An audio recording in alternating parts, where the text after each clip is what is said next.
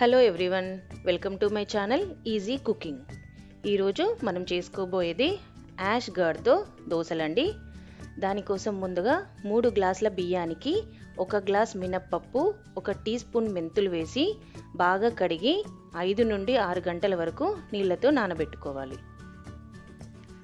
ఇప్పుడు యాష్ గర్డ్ని తీసుకొని తొక్కంతా తీసేసి గింజలు లేకుండా చిన్న చిన్న ముక్కలుగా కట్ చేసి పెట్టుకోవాలి.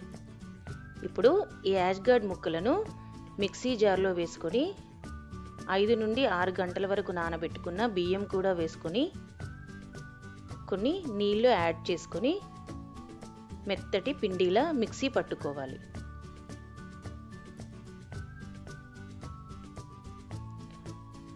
నీళ్లు తక్కువైనట్టు అనిపిస్తే ఇంకొంచెం నీళ్లు యాడ్ చేసుకొని బాగా మెత్తగా మిక్సీ పట్టుకోవాలి. ఇప్పుడు ఈ పిండిని ఒక గిన్నెలోకి తీసుకొని బాగా కలుపుకొని నైట్ అంతా పులియబెట్టుకోవాలి.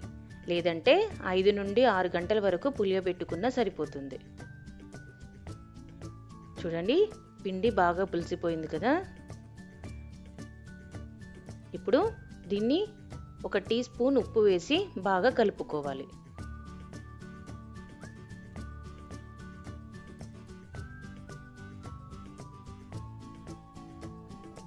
ఇప్పుడు దోశ కోసం పిండి రెడీ అయిపోయిందండి. ఇప్పుడు స్టవ్ ఆన్ చేసుకొని ప్యాన్ బాగా వేడయ్యాకే ఇలా గరిటెతో పిండి తీసుకొని దోశ వేసుకోవాలి. నార్మల్ దోశల కంటే కూడా ఈ యాష్ గర్డ్ దోశ చాలా స్మూత్గా వస్తుందండి. ఒకసారి ట్రై చేసి చూడండి.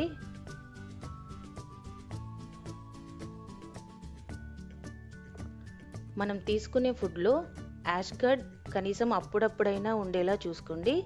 యాష్ గర్డ్ హెల్త్కి చాలా మంచిది.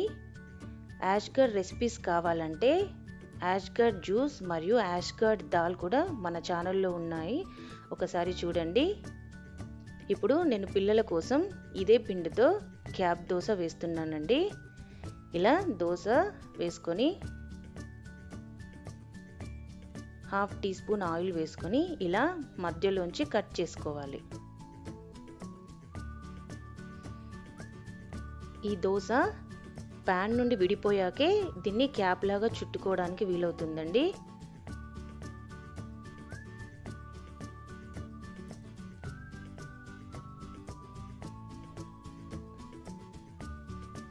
ఇలా క్యాప్ లాగా చుట్టుకొని దీన్ని సర్వింగ్ ప్లేట్లోకి తీసుకొని సర్వ్ చేయండి.